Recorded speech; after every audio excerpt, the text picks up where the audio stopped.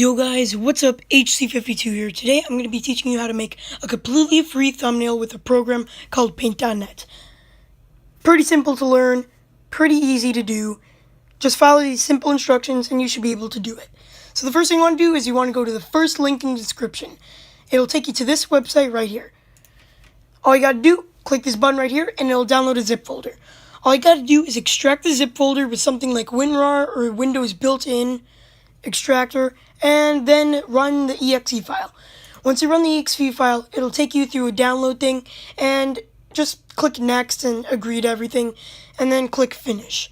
Once you've done that, you have Paint.net installed. So the first thing you want to do is run Paint.net for the first time. When you do that, it'll open up like this.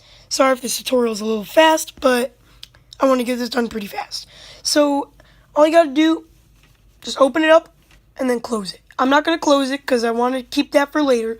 But the second thing you want to do is you want to go to the second link in the description. It'll take you to this Paint.net plugins thing. Plugins make Paint.net basically exactly like Photoshop. All you got to do, go to the link in the description and click plugin packs. Plugin packs come with a bunch of plugins like Drop Shadow, like I don't even know. But I would probably do the Drop Shadow ones because they're really good. Anyway, you want to find ones with two different plugins, Drop Shadow and Tube Oblique. This one has Object Align, which can also be used really good for centering things. I would try and find one that has a lot but doesn't have too much. I have a ton of plugins. As you can see, there's like if I go to Distort, it goes all the way to the bottom, where normal Paint.net, you could check yourself before you download the plugins. It's not that much. So just download your plugin pack you want. I'll just get this one. If it has the choice for zip DLLs, I would do that. It'll probably take you to Dropbox or maybe Mediafire. Don't sign in, stupid. Download, direct download. If it's Dropbox, then just do that. I actually already have this. I already have this plugin pack. It's pretty good. So just open it up. Select all these. And I would do Windows E on your keyboard, and it will take you to this. If you have a Mac, then it might be a little different. But for Windows, all you gotta do is find your C drive. Then find your program files file. And then you got to go to, actually, it might be Program Files 86. You might want to check both of them just in case, because it could be different for you. Alright, so I found my Paint.net folder. It was in Program Files regular. Like I said, yours might be in Program Files 86, but it should be in Program Files. So all you got to do, open up the Paint.net folder and go to Effects. Now all you got to do is drag all of these into there. Now, as you can see, I've already dragged them in, but for you, just drag them in here, hold down left click, and copy them in there. Now, you could close this afterwards, after they're all in here. All the DLL files should have appeared in here. Now you can close this, and you should have already closed Paint.net, so all you gotta do is reopen it, and you should have all your effects. Now it's finally time to learn how to use Paint.net. Now you may have noticed I have another tab here. I'm gonna teach you that later. So, rectangle select. This selects a certain rectangle of what you want to select. Pretty easy. If you press delete, it'll delete that selection. Press Ctrl Z, it'll undo it. If you press backspace, it'll fill it with the color that you have here. Your windows might not be here, or they might not be in the same place. I moved mine. If you want them to be here, then just click these, and it'll turn them on. So if it's highlighted with the blue box, it's already on. You just gotta find it. Next one, lasso. I don't really use lasso, it's not that useful, but it's good for like trying to get a really specific select. Pretty good. Circle select, you just get a circle. Magic wand, it selects anything of a certain color. So like you can select everything, you could select nothing. Fill tool, that fills it with, oh, it's on overlay. It'll usually be on overlay, so you might want to turn it to normal instead. But it'll fill it with the color that's right here. Paintbrush, let me just switch the color. You just use the blue arrow right there to switch colors. Paintbrush, draw stuff. You can change how big you draw stuff. Change how small you draw stuff. You can literally go up to 2,000. This will fill the entire thing. So I would usually, if you're gonna do like a thumbnail just hand drawn, I'd probably go with like, you might want to go with 35.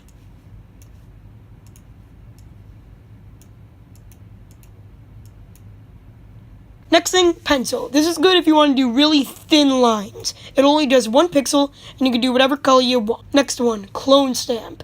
So let's say I want to copy this entire smiley face and put it over here. Well, it's easy. All you got to do is hold shift and left click on it.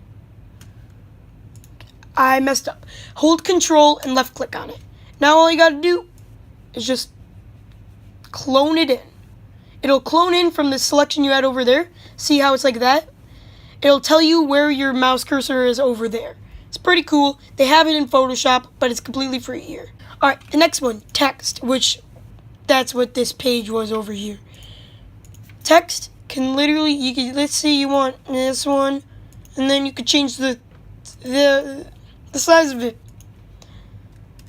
Easy. Next one, shapes. Shapes. Make a shape. If you want to change the shape, it's up here, you know. If you want to make it filled, you get the point. So, brush width, it'll change the width of the circle or a square or a rectangle. You get the point. Style, you can make it like dashed or whatever. And then there you go. If you want to change your tool easily, it's up there. In fact, I think there's more tools than down there. Line. Makes a line. Recolor. I actually have no idea what this does. I don't think you need it though. Color picker picks the color of that spot. So if I want black, there you go. Also, you can use the shortcuts given right there. Eraser, pretty obvious. Gradient makes a gradient of the 2 colors you have here. Pan, I have no idea what pan does. It's probably not useful. Zoom, you can zoom. I mean, you could alternatively do it from here, which is 10 times easier. I would probably do it from there. This moves your selection. So let's say you have this and you want to move your selection. Just move it around. This actually moves what you have select. Once you got all that done, you can start working on your thumbnails. So the first thing you want to do is you want to go to here. I would actually, if I were you, I'd get a cartoon kind of font, because all thumbnails, no matter what, go on YouTube, all thumbnails will have text in them. So let's say I got one down here. Minecraft, yeah boy. And then you can move it around with that little box. And then you can change the size of it and make it fit. Yeah boy. So I would try and find a good one. Like this one looks cool. All you gotta do to get him is click download. And it should have, I believe it's a, I'll just download it. Why did I download that one? Could have been any other one. Let's see what file it is. It is a TTF file. All you gotta do is run that file and then click install. It'll be in the top left unless you have some other type of computer that I don't know of. Anyway, just download the file you want and then there you go. So let's go back to paint.net. Let's actually start making our thumbnail. So the first thing you want to do is click File and New. This will take you to this page. All you gotta do is set the width to 1920 and then set the height to 1080. Now, if this number changes when you type in that number, or if that number changes when you type in this number, just tick off this box because it will change the number. The resolution doesn't count, it doesn't matter. That's for printing and all that. Print size doesn't matter, again, unless you want to print your thumbnail. It should create a completely new slate. It'll still have your old slate open if you messed with it. All you gotta do is click X. Don't save, it doesn't matter. Now you got your base for your thumbnail. Now, I taught you about tools, but I haven't taught you about the color palette or anything else, like layers. History, if I like do this, if I do this, it'll be like magic wand. All you gotta do is click undo and it will get rid of that. And you can go back and forth between your history. Pretty cool. Also, layers. Layers are I guess you could say, some people say they're not useful, but I think they're literally the most useful thing ever. All you gotta do is create a new layer. To create a new layer is click this button right here. It'll create a new layer. And see, the thing is, you're on that layer right now. When you're on the layer, it is selected blue, so make sure you're always on the layer you want. Let's say HC52 is gooder. Now let's say I go to this layer. I can delete this entire background without getting rid of that text. Pretty cool. So we can undo that by pressing Control Z. Now, I believe I could get rid of that layer for now. Now once you got your text, like I said, create a new layer. Make sure it's above the background layer. If it's above the background layer, then you should be good. If it's below it, then just simply drag it above it. I'm going to drag my layer thing over there.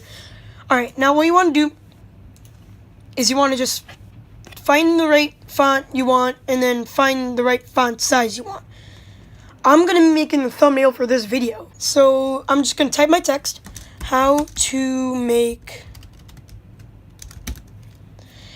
And I'm just going to leave it like that because I want thumbnails to be bigger than this actually is. So what I want to do is I want to click off of there.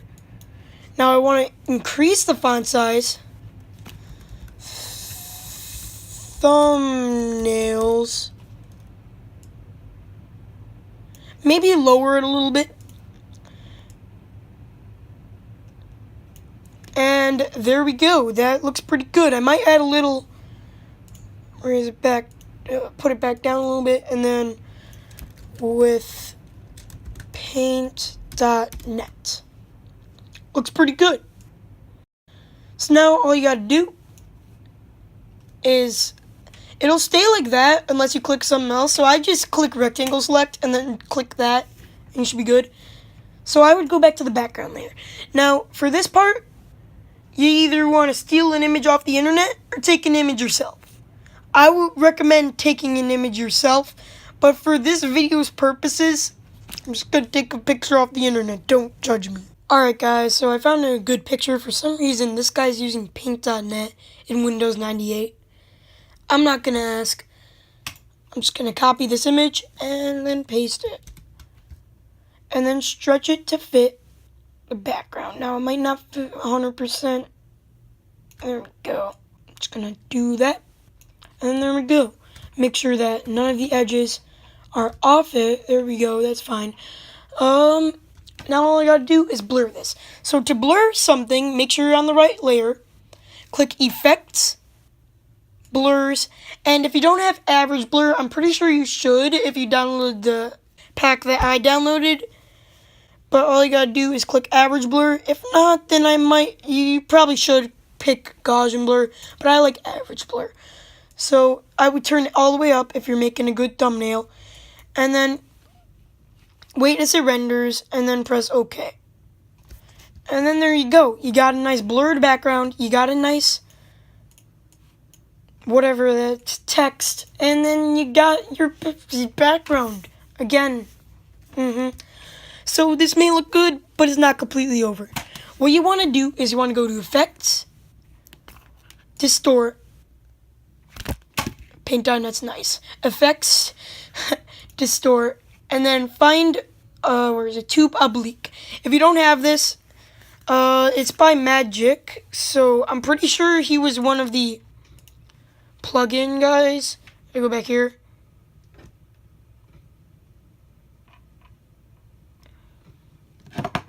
Yeah, Magic. So if you get that, it's probably going to be in there.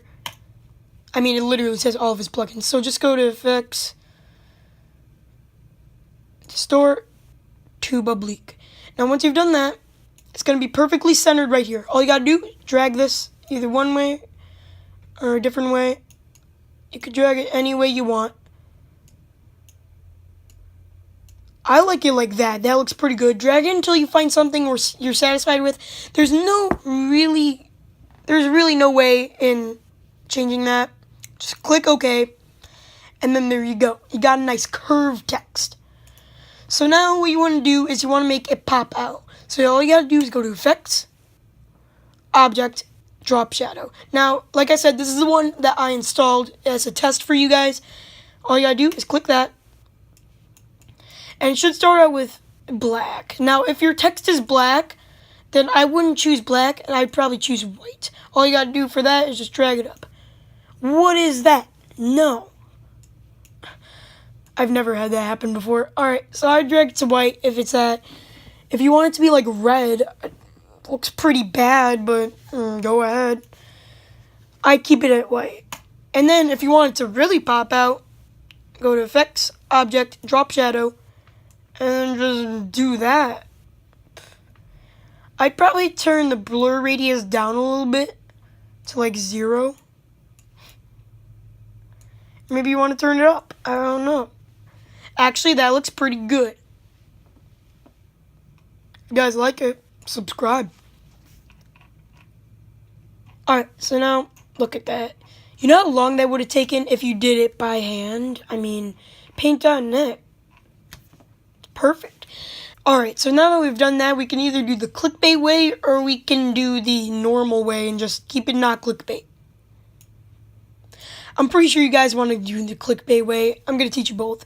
So what you want to do is you want to go to Google and search up red arrow. Don't ask me why I'm doing this. Images. And then just find the clickbaitiest arrow you can. Make sure it has a hollow background, which it'll look white when you're looking at it through Google, but when you click on it, the background should turn to this. That red arrow is a little too classic for me. I think I'm going to go with like this one. But see, that has a white background, so which one should I pick? This one looks pretty good. Yeah, let's do it. Okay, copy image. Paste. Now, I'm not actually going to use these arrows for my normal thumbnail. I'm just going to do that. There we go. Then just copy paste it. And just paste a bunch of it. Paste. And then just like completely red arrow it out. You know what I mean? And there you go. I think you got a good thumbnail. But I'm not doing that. So I just undid it all. And I'm going to teach you how to actually get views by not clickbaiting. Not clickbait. Alright, so what you want to do is you want to find a lot of images to put in it. So like Paint.net logo. Like, you know how good that would look? Just saying. Like, instead of with Paint.net, I actually put the Paint.net logo. I'm not going to do that, but could. See, that has a white background. I want to try and find one. Yeah. Copy image. And then what you want to do is you want to make a new layer for this, because if you paste it on the text one, then it will, like, I'm going to show you. It'll just override that. You don't want that. So just make a new layer. Boom. And then I'm just going to make it larger. And then you know what you do? You got to two-bubble-leak it. Also, if you hold shift, it does it, like, like a certain, like, how do I say it? It does it in a degree manner where, like, goes off of like 45 degrees, 90 degrees of an angle. And then what we're going to do, wait, let me just click off of that. Distort, two-bubble-leak. And as you can already tell, it's already working. But we're going to have it like, boom. Also, just saying, if you do it wrong, this image will actually like go off the side. Don't do it. Looks pretty good, to be honest, but I think it needs somewhere right here. Something right here. You always need to fill in all the extra spaces. If you don't, you're gonna lose views. Yeah. Alright. So let's just... Alright, so I'm just gonna search up thumbnail on Google and see if... Actually, I should have done that. I shouldn't have done that. There's gonna be pictures of actual thumbnails. I knew it. Alright. And... I guess we could get the YouTube logo in there. That would look pretty good. And I think we should do this one if it's hollow background. Oh, it's a GIF. That one could be good. Just copy image. Paste. And then let's put it right here. And you know, as always, actually, I'm not going to use Tube Oblique for this one. That was dramatic. Alright, and then all you got to do, if you have multiple layers, go to the top layer and click this button right here. It should have 2 boxes with a blue arrow.